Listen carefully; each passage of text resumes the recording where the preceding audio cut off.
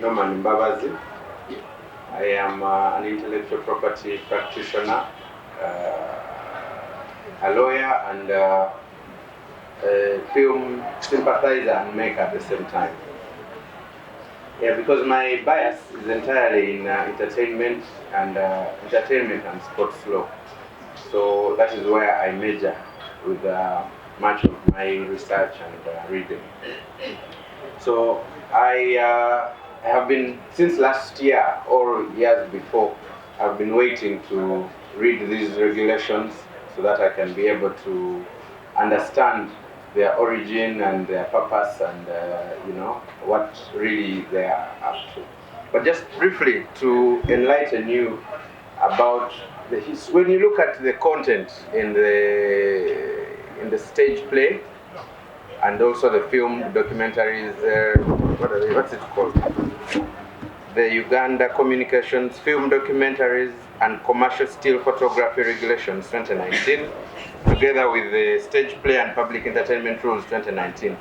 If you look at the wording, it's a copy and paste from one to the other. So ideally, they were copying something from here, putting it into the other. Now, for me to explain that, I have to take you back to 1876. When the British took over many of these colonies, they were eager to maintain control of information, to make sure that they spread their propaganda of health, education, through the various cinemas that they built. Of course, like the UNCC, that theater was not built by us. It was built in the 40s, around that time. That's the theater we have there. It was a 40s building. And there is no way they would have let some blacks come and control it. Now, in 1876, in India, there was a play called The Police of the Pig and the Sheep. Now, in that play, they demonstrated Mr. Lamb, the superintendent of police, as he was mistreated by a common man, an Indian, because he was not being fair to the Indians. So that was sometime in March. A few months later, the ordinance was put across, and it was called the Dramatic Performance Control Bill, which came to pass in 1876 December. When you read the context of that bill, or which became the act, and read it against our stage play, Semtatis Mutandis, whatever they copied here, they put it here. Now, at around that time, the 1940s, because this is our stage play is a 1940s document, which at that time, independence struggles and cries had started. So the white man simply had to place it back onto you so that you can stop, to control your voice towards the towards the independence struggles. And remember, around that time, the actual people who used to go to theater were the whites, and the whites, Indians, and the black elites. My grandmother was not part of those. These guys had studied, so they had to manage them. Ideally, the intention was to manage the so-called black elites at the time. So that is the history of the law we are discussing today. An 1876 law which started in India and spread through Africa. In Tanzania, until 2016 is when they have a media control act. Just a few years back. We've had this law has been sleeping for the last 60 years, if I were to say. It only woke up in 2018. Ideally, it was a political situation that they needed to bring it up and put it up across for us to stage manage whatever we were trying to say. So, what beats my understanding is when you read the UCC Act. I think that's what gives them the mandate. That's where they say the mandate comes from. They say that There's, I think, section 1BKXX, if you read the UCC Act 2013. But of importance, look at X, where they say they will standardize content, among other things. They will standardize, monitor content, you know. So that is where, then you go to section 2037, which talks about exhibitors and the video halls. My interpretation, which I believe is correct, is that the content they are referring to is content that is going to be published by the exhibitors or the television stations. Because UCC is a science. Whatever it is, the people in that office are supposed, the technical people, you look at the top, they're all engineers. Because we at UCC is talking about frequencies. That's what they deal with. They deal with telephones, they deal with TV sets and all that kind of stuff. So their main input, the content they are looking for to regulate is content which is going onto those frequencies, right? Whereas they have what they call their enabling law, because the regulation does not operate in isolation. It operationalizes a law. So these regulations are meant to operationalize the UCC Act. So the Act speaks of monitoring content, all right? But now, are we talking about the growing, because even when you go to, except where I think in coffee, where they have started, they want to know who is growing coffee, how are you growing it, and even when they brought that law, you saw how the farmers reacted. They said, boss, if you're talking about standard, you wait for me to bring my coffee. And you say this coffee is junk. You don't tell me where to plant it. You don't tell me which soil is to plant. Just give guidelines. Because you see, I may grow my coffee and I'm not interested in taking it to the UK. I want to sell it to the Ugandans who are able to take it as Ugandan coffee with the standards that, according to me, are appropriate. So, just like my colleague engineer said, I may be producing for my home. I want to have a collection that you see during my childhood. I produced all these movies and I am happy with them. You understand?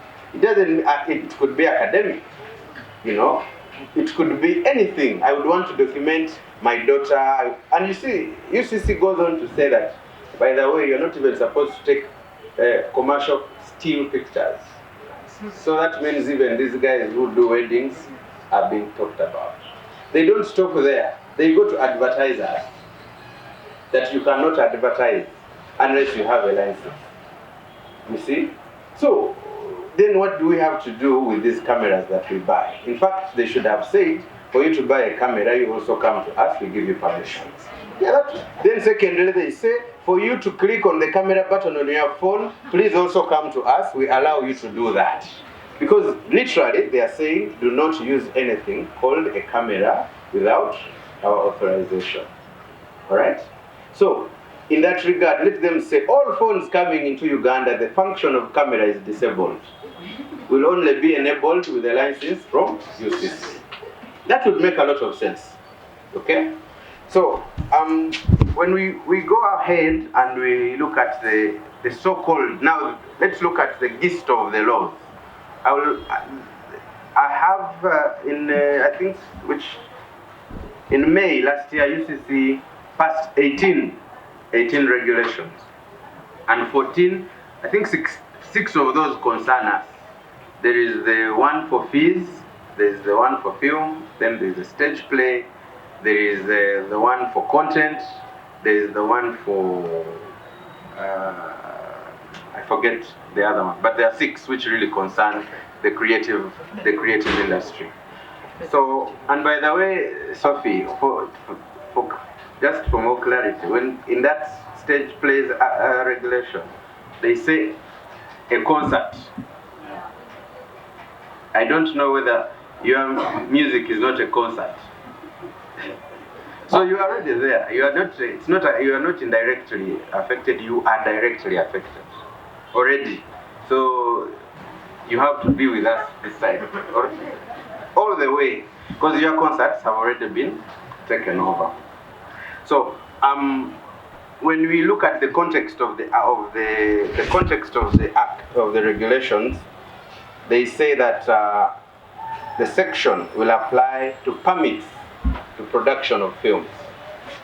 It will apply to exhibition, monitoring and regulation of photography, content accompanying film production, documentaries, advertising of exhibition of film. So when you make your movie and you are going to advertise it, so those posters and all those kind of things, first of all you need to get permission for them in order for you to advertise it. But the question is, Article 29 of the Constitution of Uganda is very clear about freedom of speech and expression. It goes further on, I think, Article 29 still 2, which talks about freedom of thought, conscience, and belief, including academic freedom. So, during the time of making my movie or making my documentary, and I have to seek permission before I do that, you are infringing on my right to freedom to express freely. In other words, you're attacking my thought, and that's against freedoms of expression and other human rights as enshrined in the Constitution of Uganda. You know? So for me, I think what UCC forgot was that they don't operate in isolation.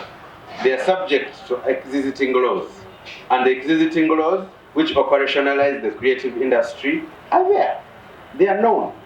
A producer is defined in the Copyright Act, and so is the regulations in that regard. So how do you, for them, when we look at their act, because you see, I want to make, whenever I'm looking at these regulations, I have to cross-reference with their act, because that is what gives them existence with these regulations. The producers they are talking about are producers who relate with production houses, TV, and the like. When you look at their fees and whatever is here, they're talking about their fee structure. You will see television, radio, two-way radio, television, radio stations, broadcasting. Then there's only one part, very small like this, which says that film industry licenses and for you who shoot national movies, by the way, your fare is $1,350. If you are not aware that a filming license national is $1,350. Yes. No, it is here. Then they go on to say a filming permit international, $1,000 per film. Per film, international. But it's less. Yeah, no, yours is for a year. Theirs is per film. So you need to give us about 4.5 million film around the country. You know? So either they are because when I look at the actual mandate of UCC, it's basically one of a regulatory nature. One that regulates but does not promote. In fact, I have always said that UCC should not conduct even film festivals. I have withdrawn my film personally. It was put into 3 categories. I withdrew it. I told them I do not subscribe to this festival. Please do not nominate my movie. There were other issues, copyright and among others, but I withdrew it. And the main reason was I do not subscribe to your activities. UCC spends $480 million to hire Serena, bring food and all that crap, and then they give you a laptop? What are you talking about? Are you promoting film?